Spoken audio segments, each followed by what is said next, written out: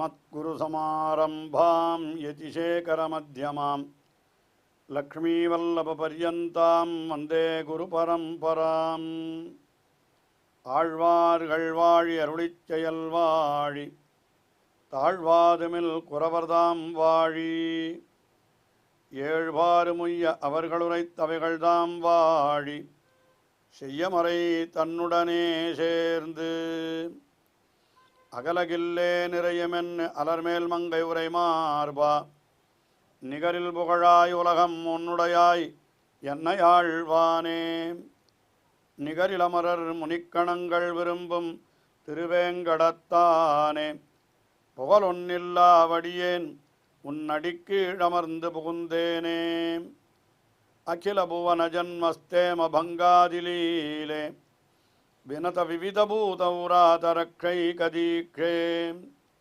ஸ்ருதிசிரசி விதீப்தே பிரம்மணி ஸ்ரீனிவாசே भवतु मम परस्मिन् क्षेमुषी भक्तिरूपा श्रीमान् वेङ्कटनाथार्य कवितार्किककेसरी वेदान्ताचार्यवर्यो मे सन्निधत्तां सदा हृदि ஆச்சாரிய அனுபவம் என்கிற இந்த நிகழ்ச்சியிலே நாம் பூர்வாச்சாரியர்களுடைய ஸ்தோத்திரங்களை எல்லாம் அனுபவித்து வருகிறோம். அதிலே இப்பொழுது வேதாந்த தேசிகர் அருளி செய்த ஸ்தோத்திரங்களை எல்லாம் அனுபவிக்கக்கூடிய ஒரு பேர் நமக்கு கிட்டியுள்ளது.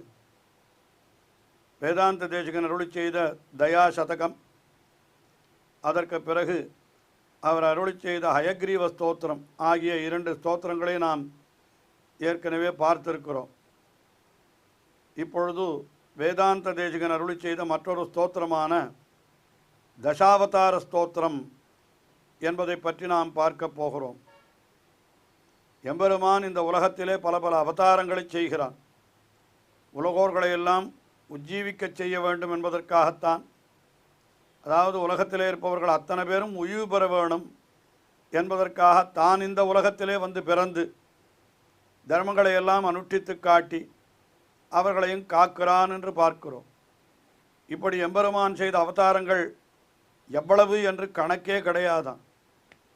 நம்மாழ்வார் திருவாய்மொழியில் அருளி செய்கின்ற பொழுது என்னின்றையோனியுமாய் பிறந்தாய் இமையோர் தலைவாம் என்று எப்படிப்பட்ட பிறவியிலேயும் பிறந்தாய் அல்லவா, உயிரளிப்பான். இந்த ஜீவாத்மாக்களையெல்லாம் உஜ்ஜீவிக்கச் செய்வதற்காக, உய்வு பெறச் செய்வதற்காக என்னின்ற யோனியுமாய் எப்பேற்பட்ட பிறவியிலேயும் பிறந்தான் என்று இப்படி சொல்லுகிறார். பெருமான் பண்ணின அவதாரங்கள் எத்தனையோ அவதாரங்கள். ஸ்ரீபாகவத புராணத்தில் எம்பெருமானுடைய அவதாரங்களையே பலவிதமாக சொல்லியிருக்கிறது. 32 அவதாரங்கள் என்று கூட ஓரிடத்தில் காட்டியிருக்கிறது. ஆனால் பெரும்பாலும் மிகவும் பிரசித்தியாக பகவானுடைய தசாவதாரம் என்பது சொல்லப்படுகிறது. அதாவது 10 அவதாரங்கள். எம்பெருமான் எத்தனையோ அவதாரங்கள் எடுத்திருந்தாலும் அந்த அவதாரங்களுக்குள்ளே மிக முக்கியமானவை 10 என்கிற கணக்கிலே 10 அவதாரங்கள் என்று சொல்லப்படுகின்றன. இது உலகத்திலே மிகவும் பிரசித்தமாக உள்ள ஒரு விஷயமாகும். அதை பற்றி ஸ்லோகங்களெல்லாம் கூட உண்டு. மத்ய கூர்ம வராக நாரசிம்ம வாமனச்ச ராமோ ராமச்ச ராமச்ச கிருஷ்ண கல்கீதி விஸ்ருதா என்று இப்படி ஒரு மத்யம் கூர்மம் வராகம் நாரசிம்மம் வாமனம் ராமன், அதாவது பரசுராமன், தசரதராமன், பலராமன், கிருஷ்ணன், வரப்போகிற அவதாரமாக கல்கி என்று இந்த 10 அவதாரங்கள் சொல்லப்படுகின்றன. இதையும் கூட திருமங்கையாழ்வார் தம்முடைய பெரிய திருமொழி என்கிற திவ்ய பிரபந்தத்திலே ஒரு 10 பாசுரங்கள், அதில் வானோரளவும் முதுமுன் நீர் என்று தொடங்குகின்ற ஒரு திருமொழி அது. அதாவது 10 பாசுரங்கள். அதில் ஒவ்வொரு பாசுரத்திலே ஓரோரு அவதாரம் என்று வைத்து 9 பாசுரங்களே 9 அவதாரங்களை சொல்லி 10வது பாசுரம் பலஸ்ருதி பாசுரம். பலஸ்ருதி என்னால் அந்த பதிகத்தை கற்பவர்களுக்கு பயன் சொல்லுகிற பாசுரம். அதிலே கல்கியையும் சேர்த்து விட்டார். 10 பாசுரங்களிலே 10 அவதாரங்கள் என்று சொல்லும்படியாக அவர் மீனோடாமை கேழல் அறிகுறலாய் முன்னுமிராமனாய் தானாய் பின்னுமிராமனாய் தாமோதரனாய் கற்கியுமானான் தன்னை என்று அவர் காட்டினார். மீனோடு ஆமை அது கூர்மாவதாரம், கேழல் என்றால் வராக அவதாரம், அரி என்றால் நரசிம்மாவதாரம், குரல் என்றால் வாமனாவதாரம்.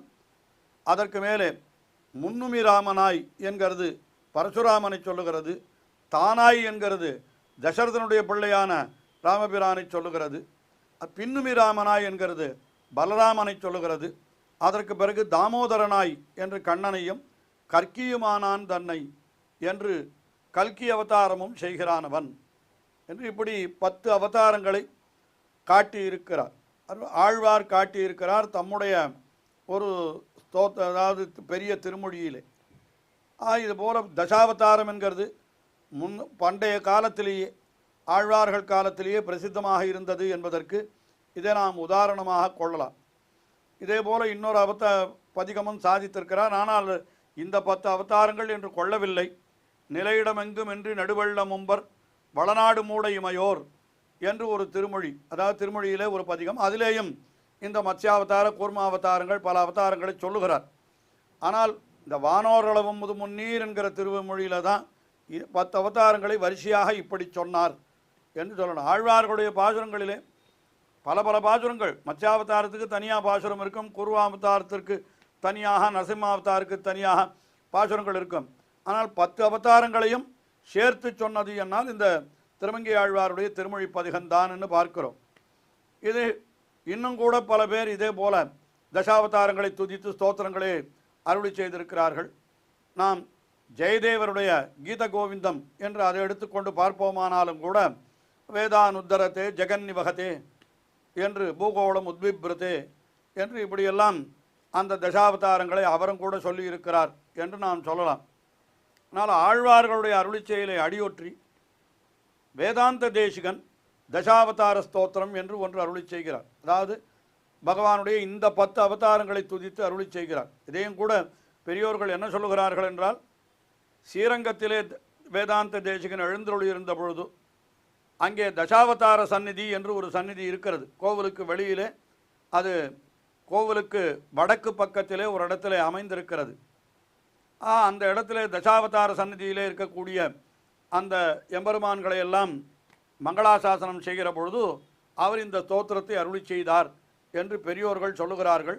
தசாவதாரம் சந்நிதி என்று இப்பொழுதும் கூட அது கோவிலுக்கு வெளியில் இருக்கக்கூடிய இடத்திலே இருக்கிறது.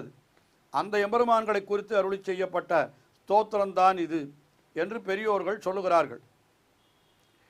இந்த தசாவதார ஸ்தோத்திரத்திலே முதல் ஒரு ஸ்லோகத்திலே ஸ்ரீரங்கநாதனே இப்படி 10 அவதாரங்களை செய்தான், அவனோடு கூட பிராட்டியும் அவதரித்தாள் என்று சொல்லுகிறார். 2வது ஸ்லோகம் தொடங்கி ஒவ்வொரு அவதாரத்திற்கு ஓரொரு ஸ்லோகமாக ஒரு 10 ஸ்லோகங்களை அருளி செய்கிறார். 12வது ஸ்லோகத்திலே 10 அவதாரங்களையும் சேர்த்து ஒரே ஸ்லோகத்திலே அருளி செய்கிறார்.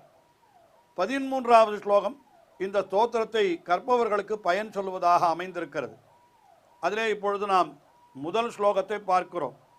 முதல் ஸ்லோகத்திலே ஸ்ரீரங்கநாதனே இப்படி 10 அவதாரங்களை செய்தான் என்றும், அப்படி அவன் அவதரிக்கிற பொழுது அவனோடு கூடவே பிராட்டியும் அவதரித்து அவனுக்கு துணையாயிருந்தாள் என்றும் அருளி செய்கிறார். இது முதல் ஸ்லோகம்.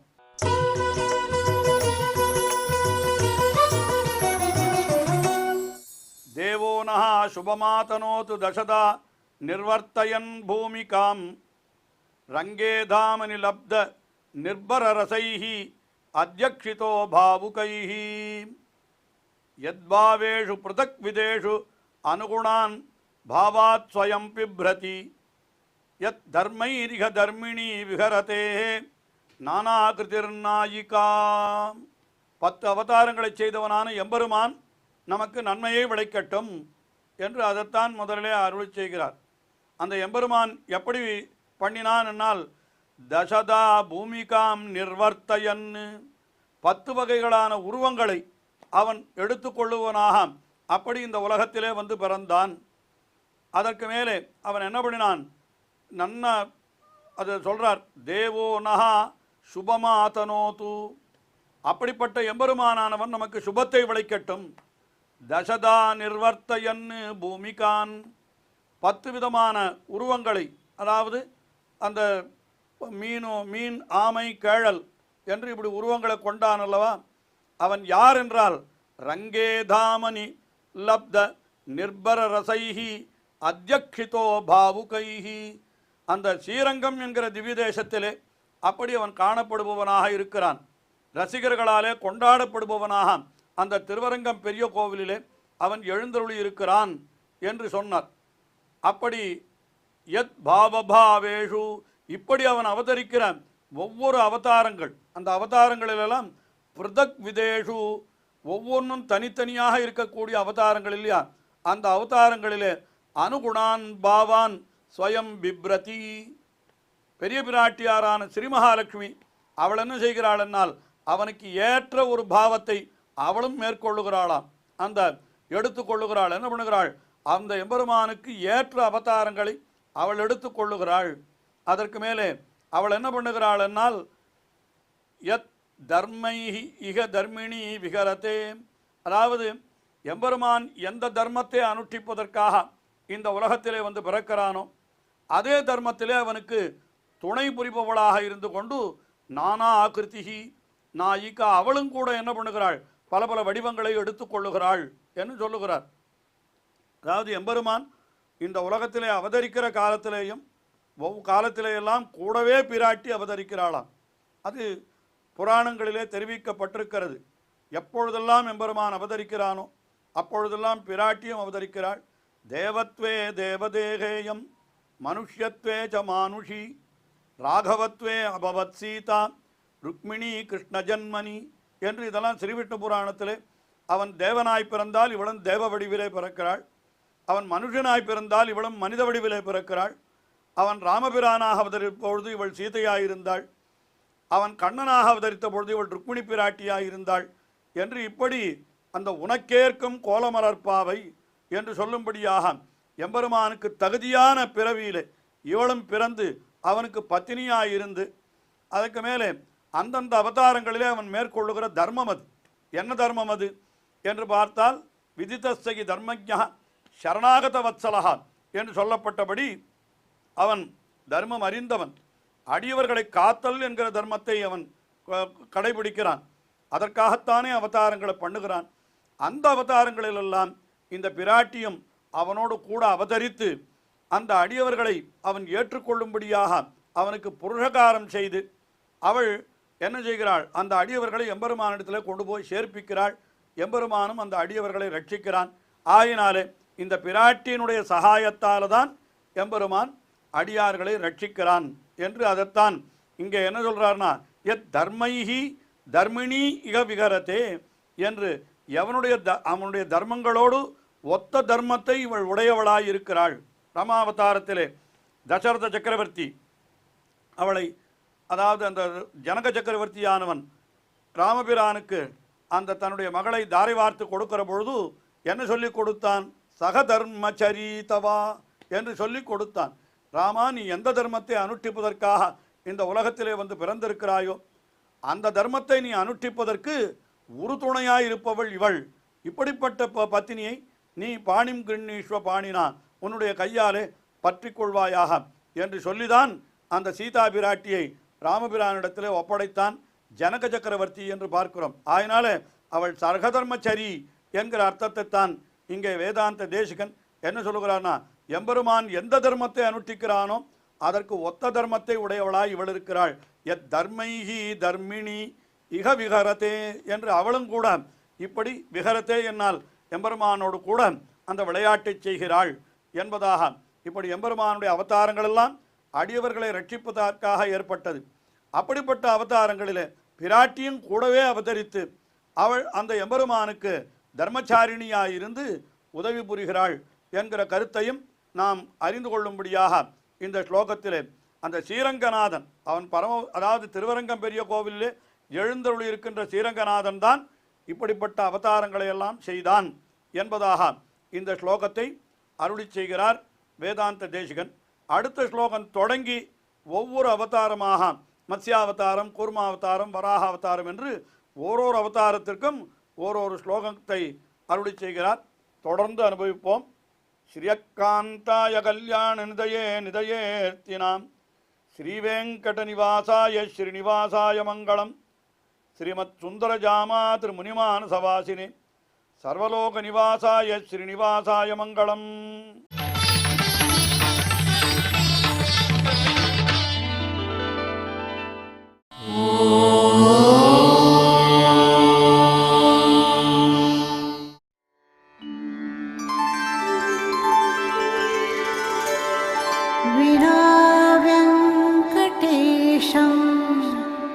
ननाथो ननाथः सदा वेङ्कटेशं स्मरामि स्मरामि.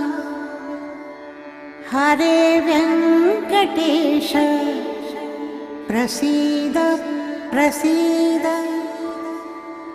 प्रियं वेङ्कटेश प्रयच्छ प्रयच्छ.